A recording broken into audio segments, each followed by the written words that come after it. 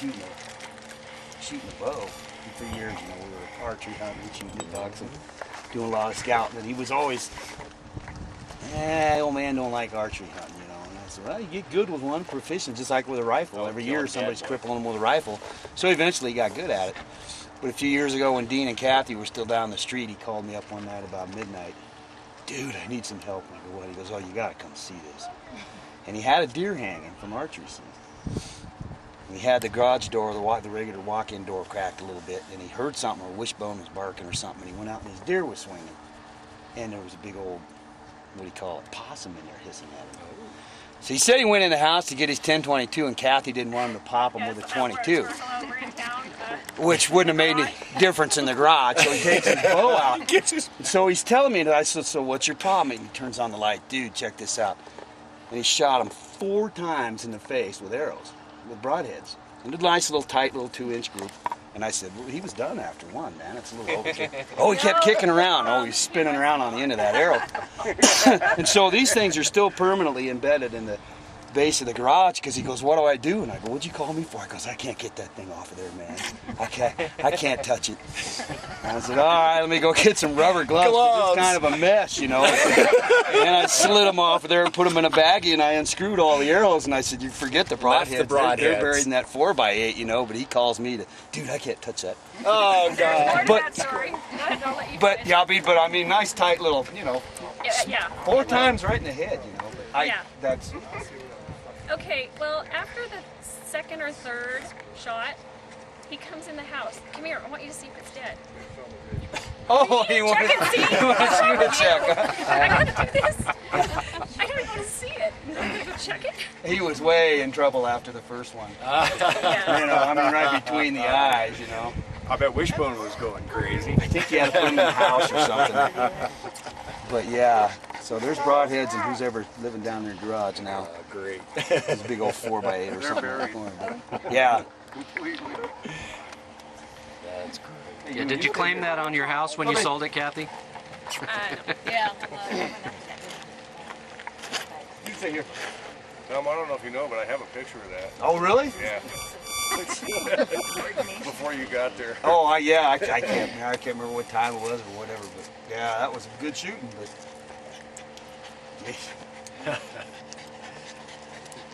I can relate to Dean. Ed can relate this too. Was it 2 years ago? I'm sitting there at work. Ed's still working at Brett. About 11:30 in the morning, phone rings at my work. I answer the phone. He says, "Hey, Dean, I need some help." I'm thinking, "Oh, great. What do you need help with, Dean?" He goes, "Well, I stuck a bull up here by the Crater Lake. Can't find it. I need some help."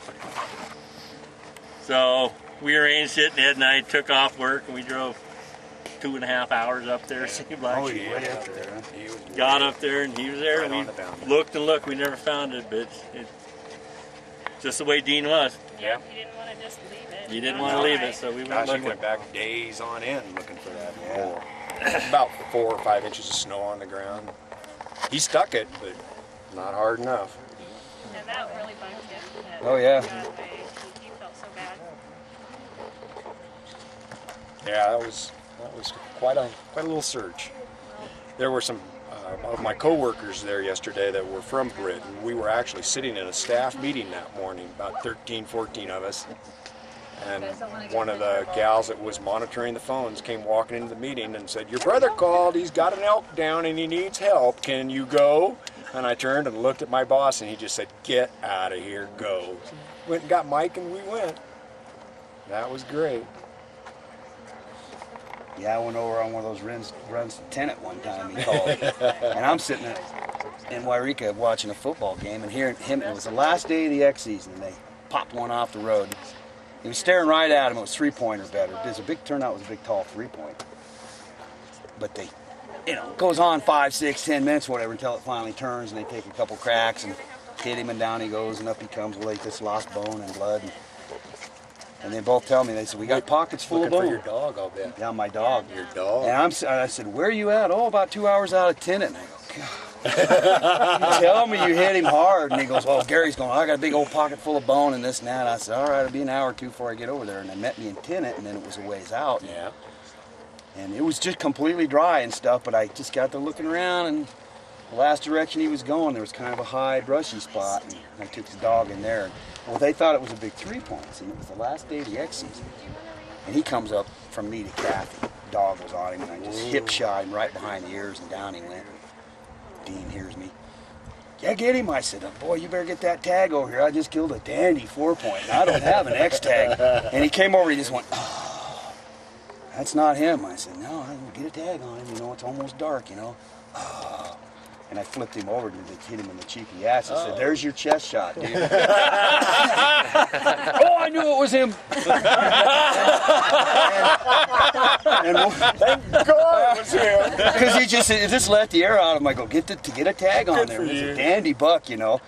And because he's looking at, they thought they hit him in the chest, you know. Well, it was funny at that time because he had hair like Eric. And Jeff and I and Dean worked in a mill, and I've got the pictures of this. We end up getting the deer. It's the last day. And Dean, the pictures we took of him, one, I was Randy.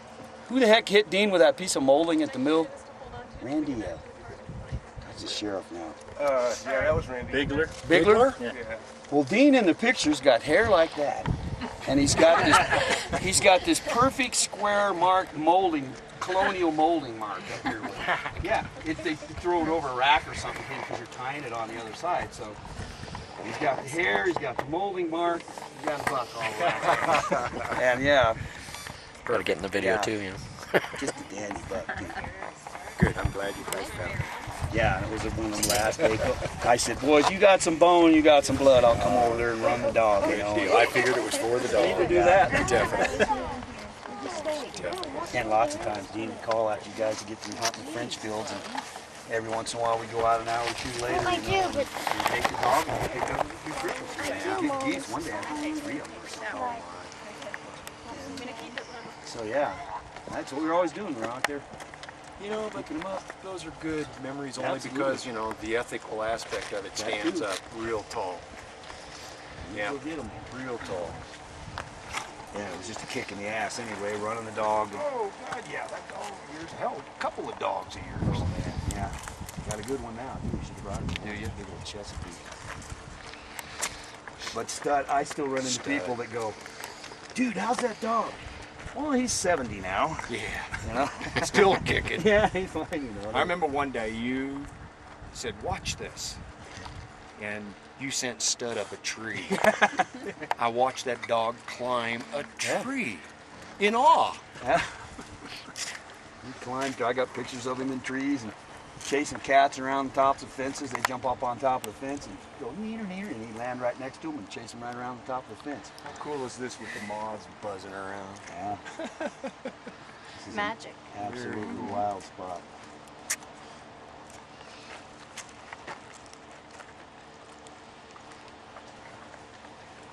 It's like up here, it's nice and cool. That's what Mike and I were talking about. It's quite beautiful up here in the evenings and early morning time. Oh yeah, watching the sun come up here. That's awesome. Did you look across right where we turned up this road? You see that cabin? Yeah, I've never seen that one before, Tom. There's a horse stand out in the field. I've never seen that place before. We were all looking at it. We were guessing 600-700 yards off the